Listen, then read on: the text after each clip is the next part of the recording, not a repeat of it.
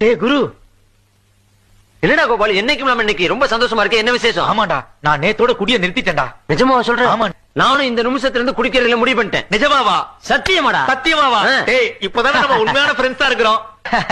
டேய், இந்த சந்தோஷமான நேரத்தை விசேஷமா கொண்டாடணும்டா. எப்படிடா? அதுக்குதான் இந்த ஏற்பாடு.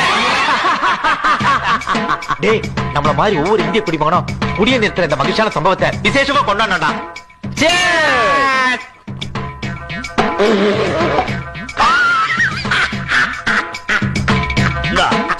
எனக்கு இந்த திறமை ஒவ்வொரு திறமையில இருக்கு. பலவிதமா திறமை பண்றாங்க. எல்லாரும் எல்லா சேனலையும் பார்க்கணும்.